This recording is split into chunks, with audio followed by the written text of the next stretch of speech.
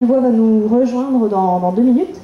Donc tout à ma gauche, nous avons Thomas Andrew, Anne Fakhouri et Françoise Grard. Donc bonjour. Je voulais juste commencer peut-être par la distinction qu'il y a entre les fantômes et les revenants, parce que là on va plutôt parler des fantômes, nous. Donc d'après Wikipédia, un revenant est l'apparition d'un mort connu dans une apparence identique à celle qu'il avait de son vivant et qui se comporte comme un vivant, alors qu'un fantôme est une image floue, lumineuse, brumeuse et inconsistante. On va voir que c'est pas forcément, la distinction n'est pas forcément toujours aussi claire en fait dans nos textes. Alors, Anne Fakhouri, je vais commencer par vous. Ouais. Bonjour. Voilà, donc ça marche très bien. Donc, dans votre livre Hanté, on suit des jeunes gens qui vont être aux prises avec des revenants. Alors, on va se mettre d'accord tout de suite. Moi, Wikipédia, non. Donc, on va dire fantôme. On va dire fantôme. Parce qu'en fait, s'il y a une chose qui est quand même assez claire dans Hanté, c'est que les apparitions, elles n'ont rien de brumeuse et qu'elles vont quand même mettre des sacrés coups à nos jeunes héros, non? Est-ce que vous pouvez nous parler un peu de ces fantômes, de qui ils sont en fait? Alors, dans Hanté et la suite Piégé, effectivement, ce sont des fantômes qui peuvent interagir physiquement une fois qu'ils ont compris qu'on pouvait le faire. Ce sont des résonances de gens qui ont vécu. Et comme c'est souvent le cas pour les fantômes, tels qu'on les entend, qui ont quelque chose à régler.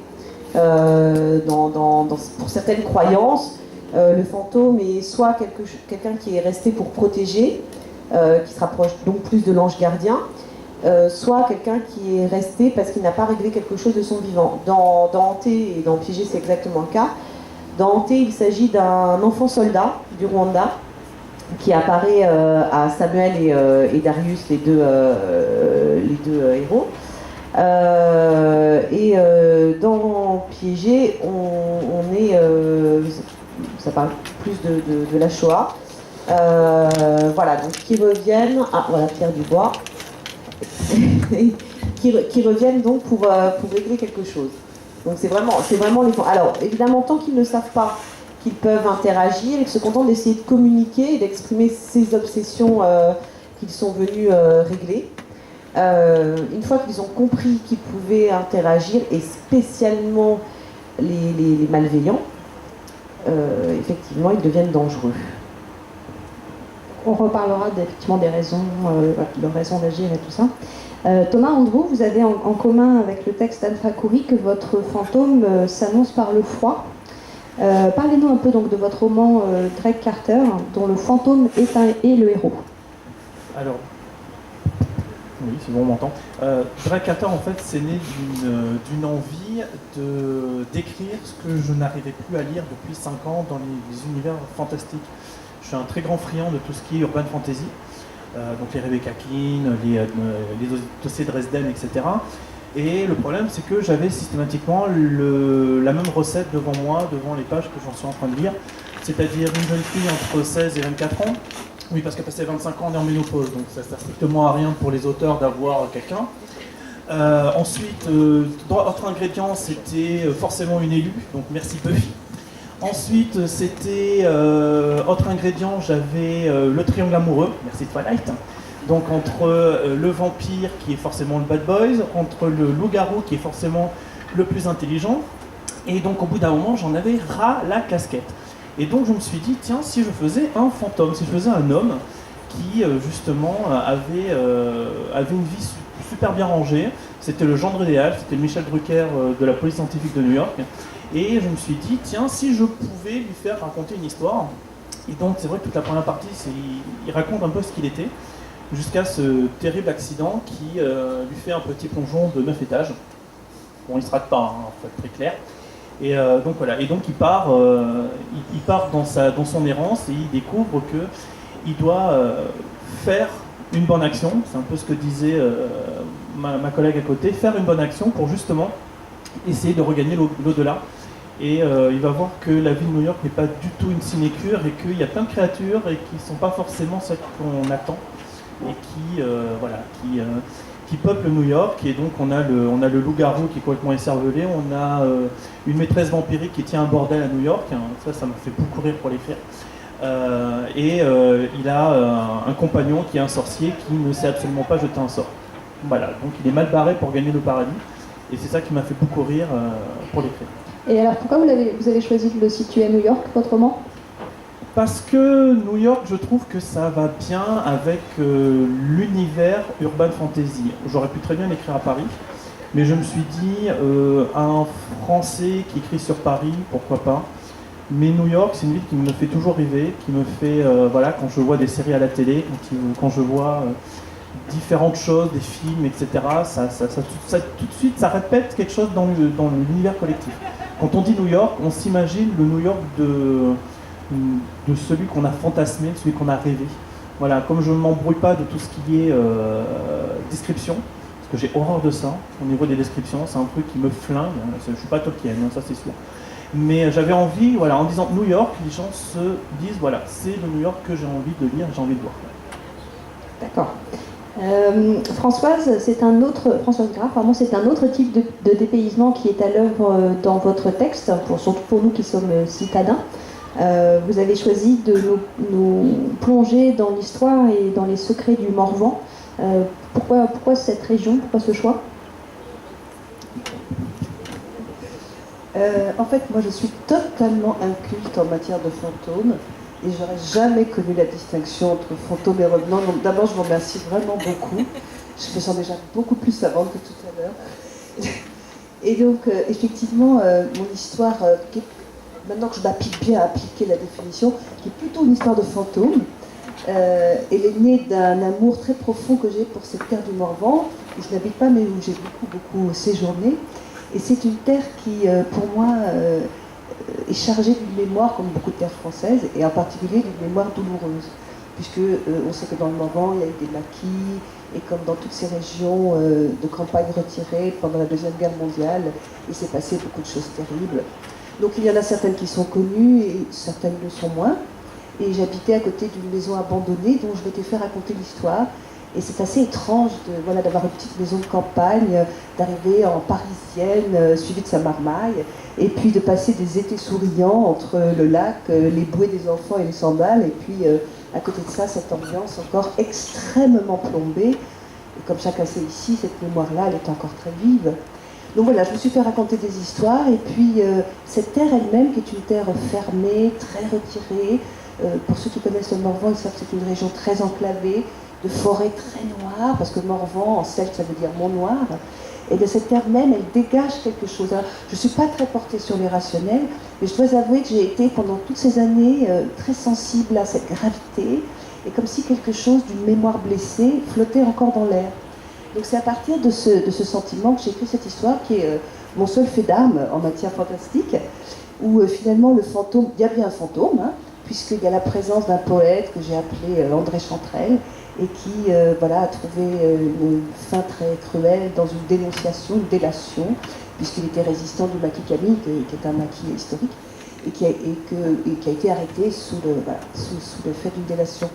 Et à partir de là, j'ai la mémoire blessée d'André Chantrel, je l'ai inscrite dans la nature. Donc c'est une association entre le souvenir et puis la puissance que la nature peut avoir de suggestion.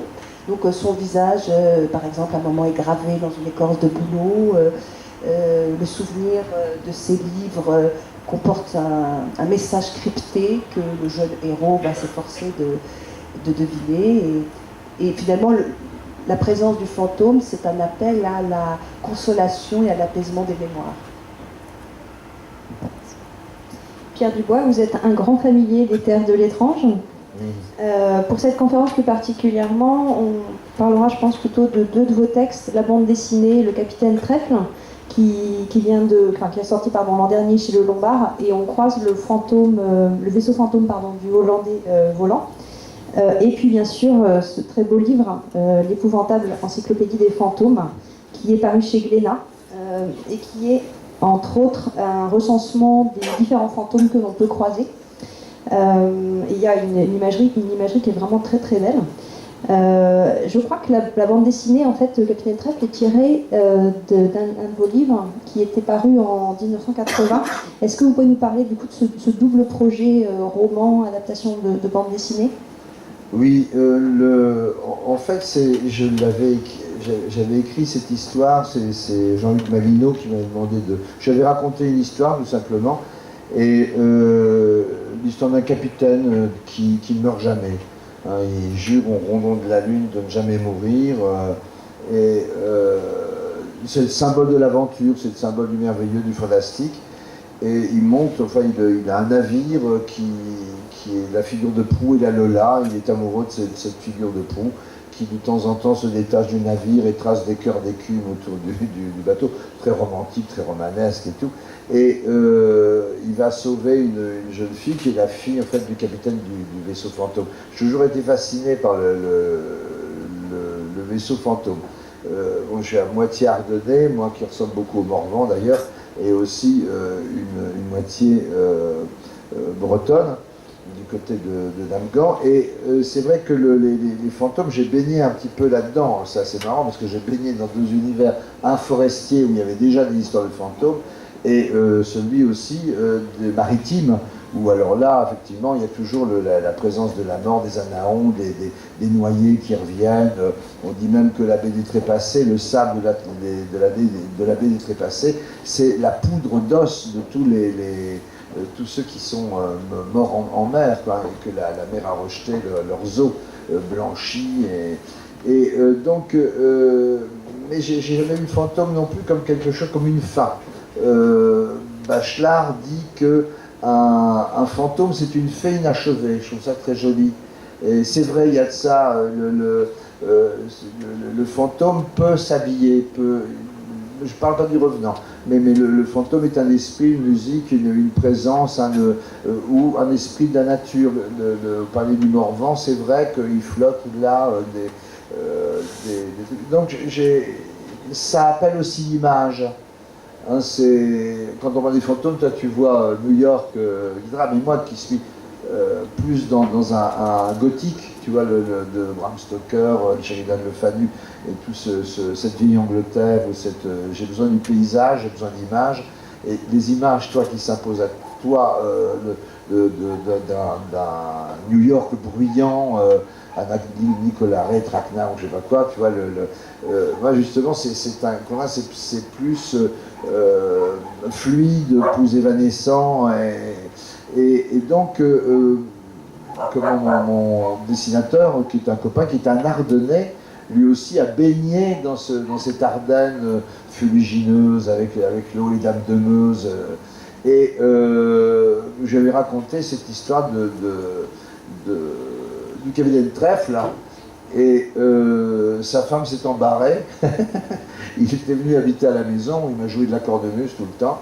Et pour ma Noël, il m'avait fabriqué le capitaine Trèfle dont je lui avais parlé. Ce qui lui permettait de dire qu'est-ce qu'il a eu. Pierre à la Noël, un pantin.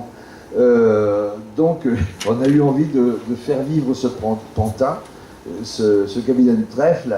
Et un éditeur est venu à la maison, je lui ai raconté ce qu'il a voulu, qu'est-ce que c'est que ce pantin. Je lui ai raconté, et il m'a dit, mais c'est bien, il faut l'écrire. Et je l'ai écrit d'une traite. Alors comme ça, peut-être en une semaine, là, ça venait tout seul, enfin, il n'était pas bien épais. Et donc on en a fait un petit volume, quoi, un petit bouquin, et Haussmann a toujours voulu, lui, le reprendre en bande dessinée. Ce qu'il n'avait pas pu dessiner, justement, parce que c'était un petit bouquin d'illustration, mais avec des petites illustrations éparpillées, il voulait absolument en faire une bande dessinée. Ce en quoi c'est assez terrible, parce que là encore il y a un petit peu quelque chose de fantomatique dedans, c'est que le héros qui m'avait dessiné à l'époque, c'était une espèce de jeune Munchausen, entre Scaramouche et Munchausen, très, très, très joyeux, il y avait une tempête, et soit la tempête, je vais danser dessus, musique, violon, et il dansait au son de la tempête, tu vois, le rigodon, ou je ne sais pas quoi. Et là, il a fait cette bande dessinée dans son coin, et je l'ai découverte terminée. Et c'est terrible parce que le héros, Il ressemble à Max von Sydow, à qui on vient d'annoncer qu'il a un cancer en phase terminale. Il a une tronche pas possible, il ressemble vraiment là à un fantôme. Il ressemble plus au capitaine du vaisseau fantôme. Et ça a été pour moi assez terrible parce que j'ai vu défiler brusquement les années et un héros flamboyant devenir un fantôme. La bande dessinée, quand je l'ai découverte, j'ai découvert un fantôme. Ah, Alors, est-ce qu'on peut parler maintenant de la raison en fait d'être des fantômes? Je crois qu'on en a, Anne Fakouri, vous avez un tout petit peu évoqué la question. C'est quand même la question de l'injustice, la question de la vengeance, de la revanche en fait. Non, contrairement à ce qu'a dit Thomas, moi, c'est pas une bonne action du tout. Il n'y a rien de chrétien dans cette histoire de fantôme, même si je m'inspire beaucoup de la perception umbandiste, donc de la religion umbandiste brésilienne, qui correspond le plus à ce que j'aime chez les fantômes, à la façon dont je les perçois, et une partie du kardécisme. Vous savez, Allan Kardec, qui était un Français du 19e siècle, qui a du coup créé une religion qui est suivie par des millions de Brésiliens, qui est le kardécisme. C'est d'Allan Kardec, enfin Victor Hugo s'est beaucoup inspiré d'Allan Kardec pour ses séances de table tournantes où il était persuadé de parler à Léopoldine, enfin que Léopoldine lui parlait, puis que Jules César lui parlait, donc c'était merveilleux parce que Jules César s'exprimait en vers hugolien, c'était parfait, évidemment. Donc il n'y a pas d'histoire de bonne action, il faut régler les obsessions. J'ai horreur de l'idée de vengeance, j'ai horreur de l'idée de revanche, qui en plus correspond dans l'Umbanda à la magie noire, et pas à la magie blanche, c'est-à-dire au fait que quand on fait une mauvaise action, il y a un retour, ce qui ne correspond pas du tout à cette magie blanche de l'Umbanda. L'Umbanda est un mélange de religion catholique et de magie blanche apportée par les esclaves, comme on en trouve aussi en Haïti, enfin dans les Antilles. Et du coup, voilà, donc du coup j'ai dévié, vous pouvez me répéter un petit peu? C'était sur la raison de la vengeance. L'injustice, oui. Alors je suis très sensible à l'injustice et je suis très sensible au fait qu'on prenne les enfants pour des objets, à tout niveau. Je suis toujours du côté des enfants. C'est une des formations professionnelles, je suis enseignante, je suis professeure de français. Et puis c'est une déformation personnelle, je crois que je n'ai jamais supporté l'idée d'être adulte et j'ai très vite jugé les adultes. Un libraire me disait une fois, c'est bien parce que dans tes livres pour la jeunesse, quand on est adulte, soit on est paumé, soit on est incompétent.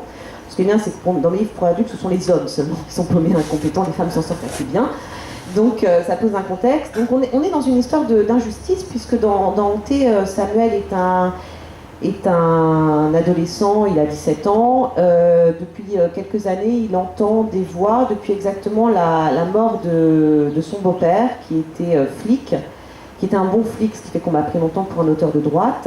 Et du coup, à la mort de son beau-père, il commence à entendre des voix.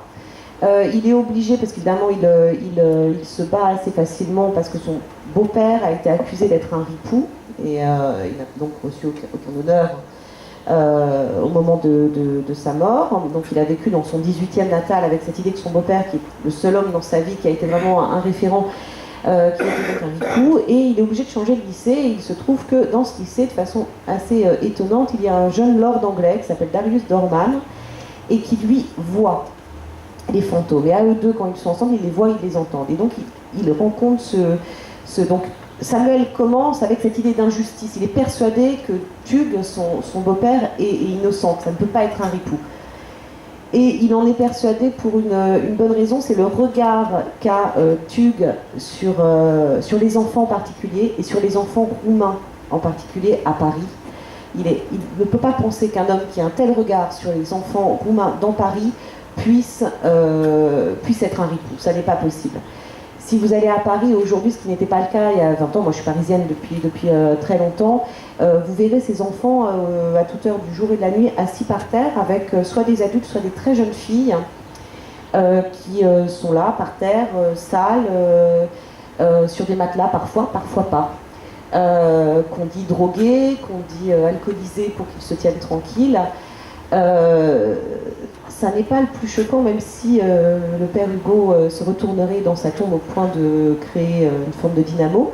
On a régressé d'un siècle.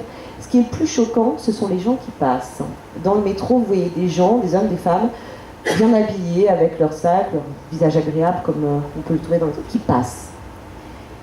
Et en fait, j'étais un jour dans le métro avec ma mère, qui est une grande humaniste, et j'étais en train de m'énerver, dans une indignation. L'indignation, c'est un peu un moteur dans ma famille. J'étais en train de m'énerver sur le fait qu'il y ait ces enfants-là, et en me disant, mais on fait quoi là? Et ma mère m'arrête, elle n'est pas du tout dans l'indignation, et elle me dit, imagine ces enfants qui ne voient que des pieds. Et là, ça a déclenché, sur cette injustice, ça a déclenché une véritable réflexion qui a donné le personnage de Tug, qui est un flic, effectivement, qui s'agenouille, lui. Qui s'agenouille pour donner un pain au chocolat, un jouet, etc.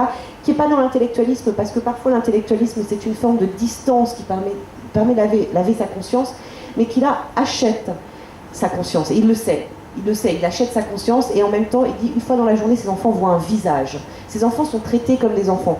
C'est vrai que si vous avez des enfants, des petits-enfants, vous allez dans Paris, surtout comme c'est le cas pour une des miennes, blonde aux yeux bleus et plutôt habillée de façon rigolote, tout le monde les trouve adorables. En revanche, un petit Roumain assis par terre, sale, avec un bonnet en laine, vert années 70, on se penche jamais vers lui pour lui parler comme à un enfant, pour dire qu'il est mignon, pour lui demander quel est son prénom. Donc il y avait cette injustice qui était la mienne à la base, enfin, ce besoin de... Et ça a donné Tug, et ça a donné Samuel, qui est un adolescent emprisonné dans ce que les adultes lui ont fait vivre, un père qui est parti, un beau-père qui est parti, parce qu'il a suivi lui-même son chemin et qu'il en est mort, qu'il a essayé de régler cette injustice et qu'il en est mort. Et puis la troisième personne, qui est un adolescent qui est cet enfant soldat rwandais qui apparaît à Samuel et Darius pour régler quelque chose. Et qui apparaît en étant un condensé de violence, évidemment, parce que c'est un enfant soldat. Et qui vient demander justice. Et qui vient demander justice non pas à des adultes, et non pas sur sa terre, mais à des enfants. C'était aussi évidemment une façon de souligner. Alors c'est un thriller pour la jeunesse, et c'est un thriller pour la jeunesse chez Rajo. Donc le propos est évidemment pas aussi direct que ce que j'aurais pu faire dans les livres pour adultes ou sur un autre support, mais c'était aussi une façon de rappeler l'implication de la France dans le génocide du Rwanda. Donc ça n'est pas par hasard si cet enfant soldat, cet adolescent soldat vient demander des comptes à un petit Français et un petit Anglais qui sont là pour l'aider. J'aime bien jeter des froids comme ça de temps en temps avec un thé. On est dans les fantômes, voilà. Pas de problème, hein, il y a l'ambiance. Thomas Andrew, pour votre héros, réparer une injustice, comme l'avait dit, c'est la garantie de passer de l'autre côté, d'être enfin tranquille.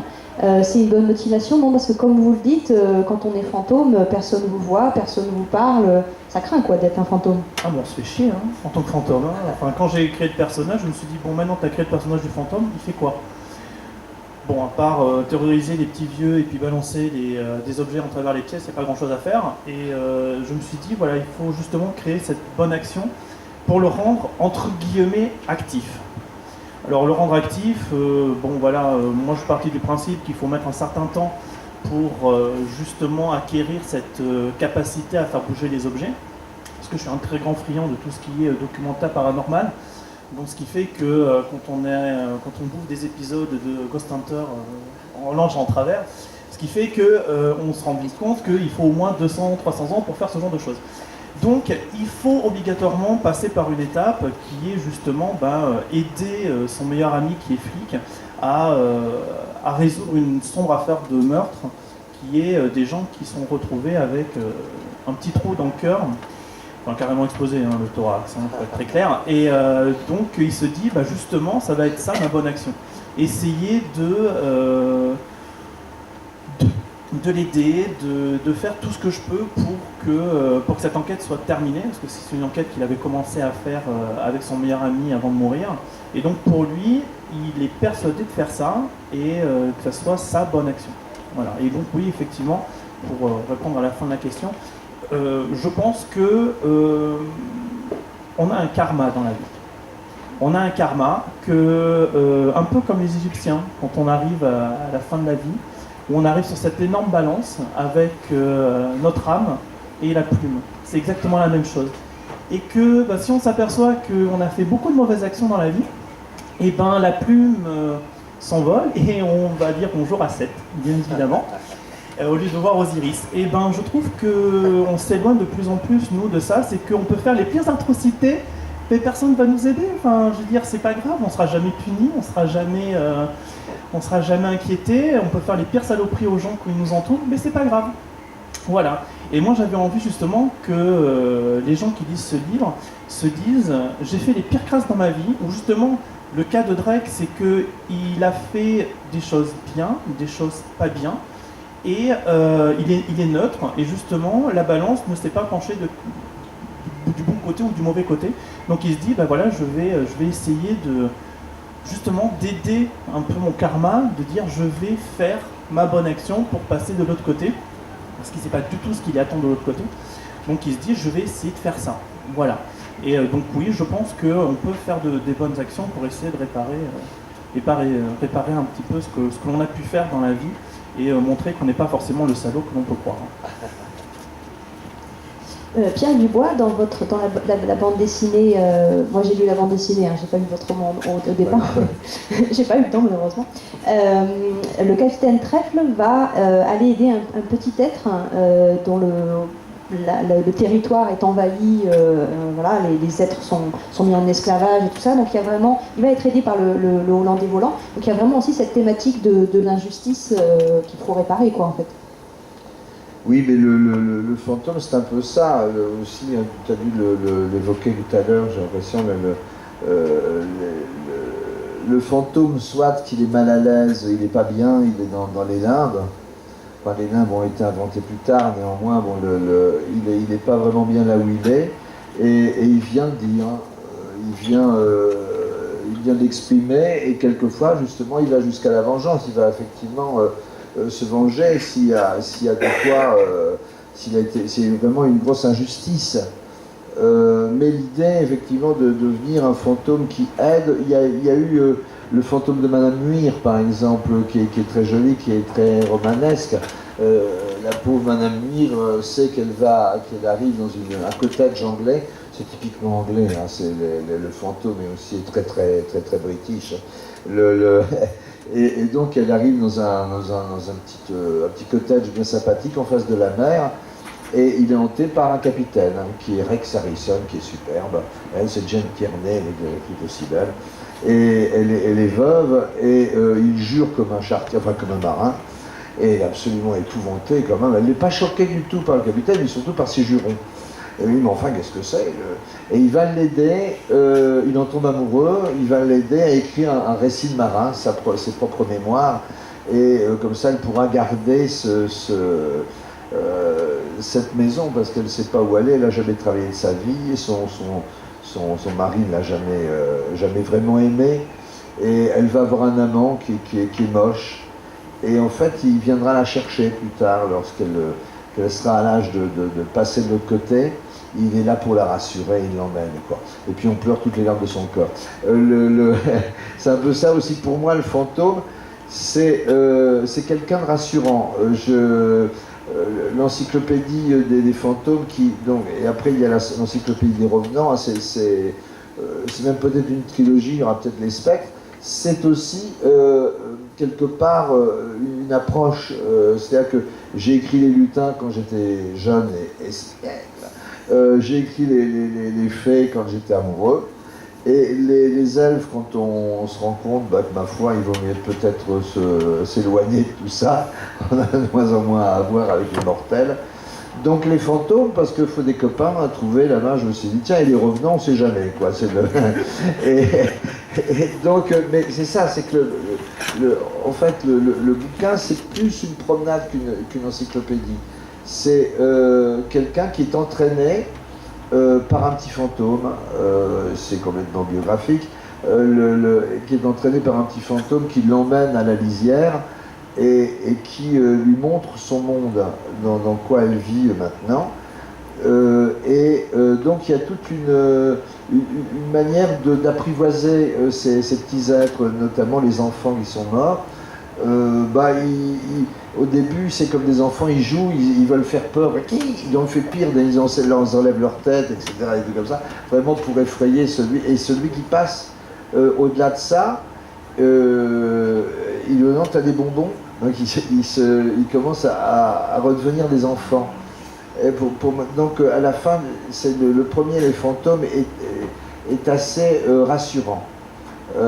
J'ai vu que cette idée de la mort, c'est toutes les histoires de fantômes, mais ils sont... vous savez que, par exemple, nous, on a un peu peur de fantômes, alors que, par exemple, en Angleterre, à la Noël, tous les ans, c'est Dickens qui a commencé, d'ailleurs après Conan Doyle et tous les autres, c'était de tradition. Nous on parle du Père Noël, mais eux c'est vraiment la ghost story de l'année. On raconte des histoires de fantômes, on se racontait des histoires de fantômes. Et même Montague Rogers qui était prof à Oxford offrait à ses élèves son histoire de fantôme tous les ans à la Noël. Donc il amenait ses élèves préférés, je ne sais pas jusqu'où, enfin moi ses élèves tout au moins. Et c'était dans son salon, il est dans son salon avec des Chesterfield, les cuirs, tu vois, le feu qui ronronne dans la cheminée et tout, le Porto, les verres de sherry, de Porto et le prêt sur le truc. Et partout, il avait mis des bougies pour mettre l'ambiance. Et il mouchait une par une les bougies, il n'en restait plus qu'une sur son bureau, et il racontait son histoire de fantôme de l'année. Et c'est vrai que c'est une manière d'approcher le fantôme qui est très... qui rassure. Par exemple, dans les cimetières anglais aussi, le fantôme se promène à l'aise parce que le cimetière anglais est un jardin. Et on a l'impression qu'il n'y a pas de mort. La mort n'est rien, n'est qu'un passage. La tombe, c'est de l'herbe. Hein. Et moi, j'ai vu dans le Dartmoor des cimetières où les poneys du Dartmoor descendaient, parce qu'elles étaient bien, les ponettes, mettre bas sur les tombes. Tu crois réellement à une forme de vie qui revient, il n'y a pas de... tandis que nous, nos cimetières, avec ce gravier, avec l'asphalte même quelquefois, on dirait des parkings, avec des tombes comme ça, alignées comme des voitures, et il n'y a plus là, la mort est terrible. Et je racontais, je ne sais pas si tu étais là, le truc, dans un cimetière, enfin un cimetière où je vais souvent, justement, où il y a donc un fantôme, enfin un fantôme, je dis un fantôme justement, mais une tombe d'enfant qui est abandonnée et n'est jamais fleurie. Et de temps en temps, évidemment, je mets un petit truc, et là, des coquelicots avaient poussé sur cette tombe, alors qu'il n'y a rien, quoi. J'ai trouvé ça formidable, comme si un fantôme, si elle avait fleuri, enfin en disant même deux coquelicots pour ce petit enfant. Et le lendemain, s'étant pas fait de gardien de cimetière, avait mis du désherbant sur les coquelicots. Oui, mais on a l'impression que notre société, et maintenant, c'est ça. Le fantôme, la mort est repoussé, d'ailleurs le cimetière est repoussé très loin, on meurt à l'hôpital. Il n'y a plus ce passage. Et tous ces contes, toutes ces histoires autour des fantômes, c'était un moyen aussi de s'habituer à leur présence. On en avait même besoin.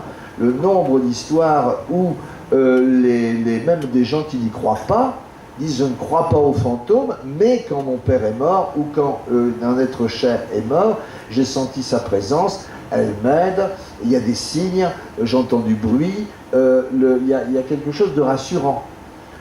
Par contre, celui qui n'y croit pas du tout et qui le repousse en a peur. Moi, j'ai un pote, c'est mon toubib, qui est vraiment, on dit, alors là, il n'y croit pas du tout, par contre, il a peur de rentrer chez moi. Parce que ça craque, parce qu'il entend vraiment des respirations. Donc il m'attend à la porte, tu viens. Je ne crois pas aux fantômes, oui, mais j'en ai peur. Il y a ça, quoi. C'est amusant ce que tu dis, parce que justement, dans ce que j'ai compris du mandat, et j'ai une sœur qui vit au Brésil et qui est très là-dedans, et moi-même ayant vécu certaines choses à ce niveau-là, il n'y a pas de peur du fantôme là-dedans. Il y a une présence, alors il y a une présence qui absorbe de l'énergie, qui absorbe énormément d'énergie, et pour en avoir eu une, chez moi, je sais un petit peu ce que ça peut faire. Mais il n'y a pas cette idée de malveillance ou même de bienveillance. Il n'y a pas de conscience, en fait, dans cette conception-là du fantôme. Il n'y a pas de conscience d'être un fantôme. C'est un occupant des lieux et effectivement, il a besoin d'une présence, donc il a tendance à bouffer de l'énergie. Ça, c'est le seul problème. C'est pour ça qu'on nettoie les lieux avec de la sauge, mais ça je crois que c'est pas seulement dans le Ouganda, avec du sel, et qu'on nettoie les lieux pour les faire partir parce qu'ils n'ont pas à être là. Point. Françoise Grave, vous nous avez parlé un petit peu tout à l'heure de l'injustice. Je sais pas si, parce que comme du coup, je sais pas si vous voulez en reparler ou je passe directement à la question là.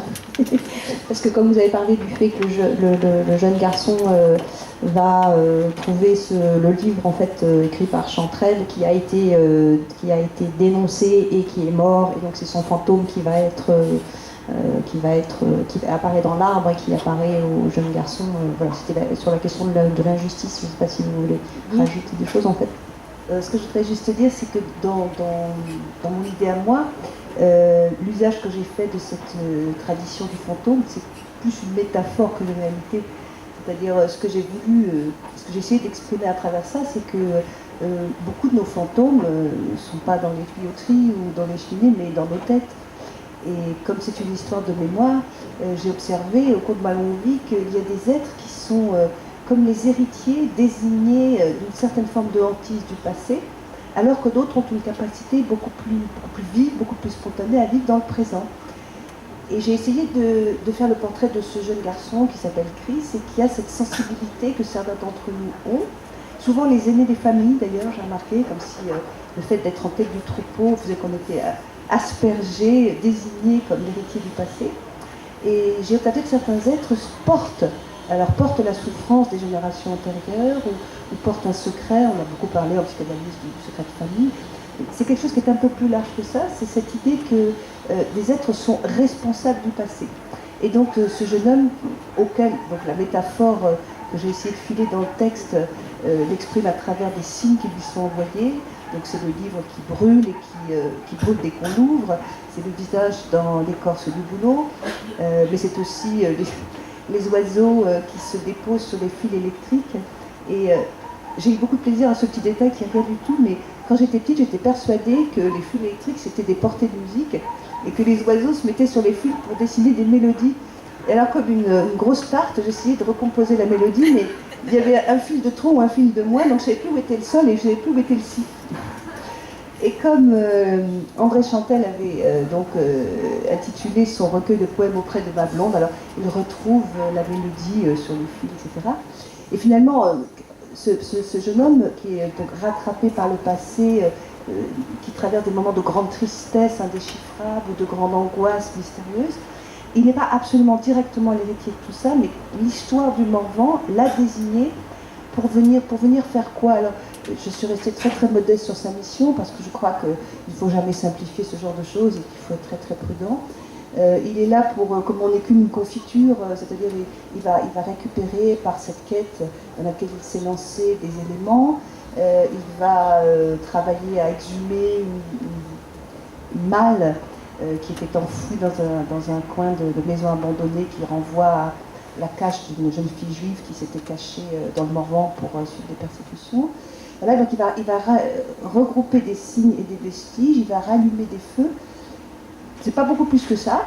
Et il va chercher cette fameuse bague dont c'était le cadeau caché qu'André Chantrelle avait fait pour soutenir sa fiancée au cas où il disparaîtrait. Mais j'ai trouvé important qu'après toute la quête qui est la sienne pour retrouver cette bague qui s'avère être enfouie au fond d'un lac, j'ai trouvé important que l'écrin soit vide. Parce que je trouve qu'on a un peu tendance aujourd'hui, avec l'usage un peu simplifié qu'on fait de la psychanalyse, à s'imaginer qu'il y a des processus de liquidation du passé, comme on crève un ballon avec une aiguille et que basta, terminé, tout le monde est propre, tout le monde est bien, voilà. Donc ce sont plutôt des... Je pense que parler ponctionne. Voilà, il s'agit vraiment de juste envoyer une sonde, ponctionner le passé, faire émerger des choses, mais pas les guérir. Voilà. Donc l'injustice qui a été faite à André Chantrel, le cruel sort du guide de Vézelay qui, détesté par son beau-père Félon, a des hallucinations et voit du sang couler dans la basilique de Vézelay. Bon, c'était entre le mythe et puis le fantasme et puis la métaphore en fait, d'une souffrance inguérissable. La question de la communication, effectivement, entre les vivants et les morts est un des points centraux, évidemment, de vos textes.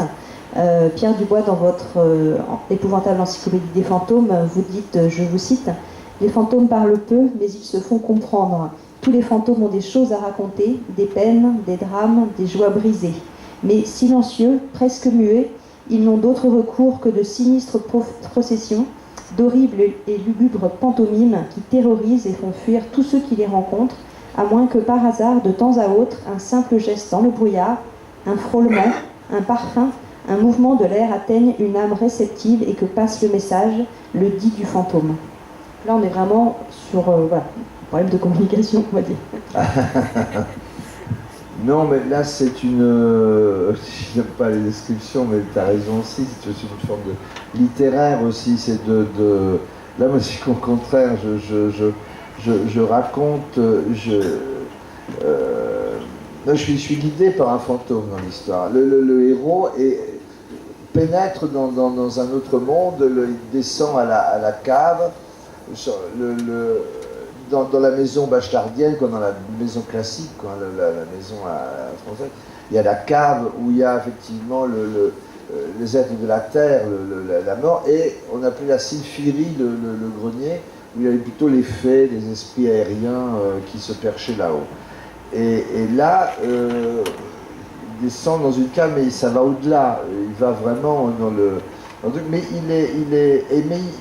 comme le fantôme fait les deux, parce que c'est pas un revenant, quoi. Donc il va se balader partout dans la maison, il peut y avoir des fantômes, et c'est une promenade, et les mots servent à ça, les mots, je comprends ton truc, parce que j'ai travaillé pour le Fleuve Noir à un moment donné, donc j'avais une écriture plus sèche, plus nerveuse, mais là ça part de tout à fait autre chose, c'est très descriptif, les mots, chaque mot sont choisis parce qu'ils sont des mots inusités, parce que c'est des mots employés à double sens, sont des mots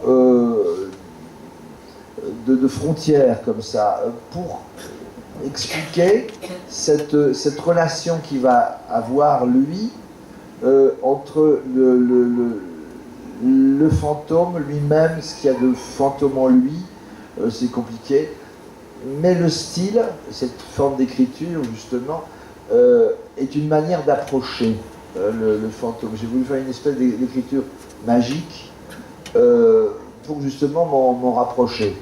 Hein, c'est une écriture qui est lente, qui est psalmodique, qui est comme ça, parler des oiseaux sur la truc. Et il y a un petit peu de ça, il y a des cailloux blancs pour se repérer sur des fils invisibles. Il y a Couperin qui parlait des barricades mystérieuses, il y a un petit peu de ça, de passer et donc il y a ces mots qui se réfèrent un petit peu aussi pour moi à la lampe d'Aladin. Chaque mot, les vieux mots qui sont perdus dans le grenier, dans cette maison perdue, si on les frotte, l'espèce de génie, l'espèce d'esprit du mot, on peut en sortir aussi. Le bouquin est que ça, c'est bon, il y a des histoires, il y a des trucs, mais la manière dont c'est écrit, dont je m'approche, est dans cet esprit de magie, quoi, d'une forme de magie, d'écriture fantomatique. Chez vous, les échecs de la communication avec les fantômes sont aussi un des moteurs de l'action, en fait, me semble-t-il.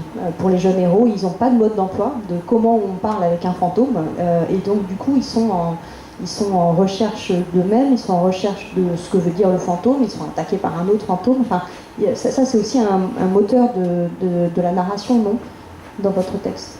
Bon, déjà, je vois pas trop comment on peut communiquer sans conscience, à partir du moment où le fantôme n'a pas conscience, qu'il ait une résonance, donc un écho perpétuel de ce qu'il a été, et de son obsession surtout.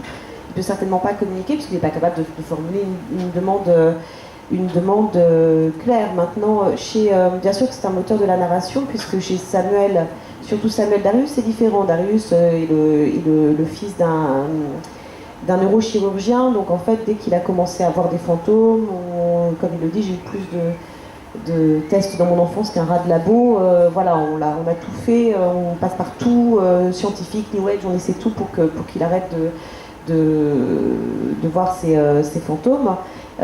Qui lui sont arrivés après lui un traumatisme, puisque lui il s'est fait enlever petit et il a vu son kidnappeur se faire tuer devant lui. Donc c'est à chaque fois un traumatisme. Il y a une résilience évidemment. Ce sont des héros qui ont un traumatisme et qui sont obligés d'aller au-delà du traumatisme, donc de communiquer entre eux. Et c'est aussi bien sûr l'histoire d'une amitié, puisqu'ils ont vraiment besoin l'un de l'autre pour résoudre ça. Ils les voient, les entendent ensemble, et de communiquer avec les fantômes. Leur but premier, évidemment, est d'arrêter d'être harcelés par ces fantômes. Autant l'enfant soldat, au début, ils ne comprennent pas du tout ils sont impressionnés, c'est un enfant soldat. Ils commencent par communiquer dans la violence, que par l'autre fantôme. Je ne vais pas en dire plus, c'est un thriller. Mais voilà, ils sont obligés d'essayer de communiquer avec pour s'en débarrasser. Et puis finalement, ils sont obligés d'affronter ce traumatisme et donc d'aider l'autre. Mais là, on est dans un motif tellement traditionnel, aider l'autre pour s'aider soi-même,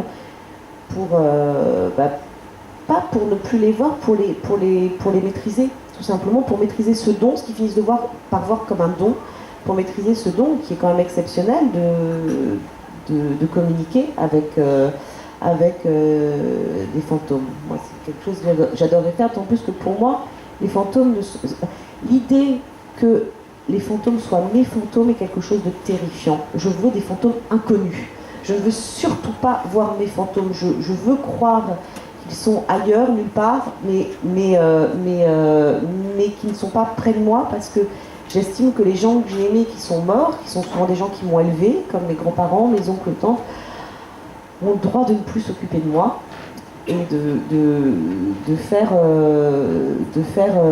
autre chose. Donc je ne crois pas obligatoirement à un au-delà merveilleux, je n'en sais rien. D'ailleurs, dans Hanté, dans Piégé, Samuel et Darius ne savent absolument pas ce qu'il y a de l'autre côté. Il y a un moment où on se pose la question, ils font passer les fantômes, puisque l'un est un passeur et l'autre est une porte. Il y a un moment où ils se disent, mais ça se trouve, on les envoie dans un lieu pire.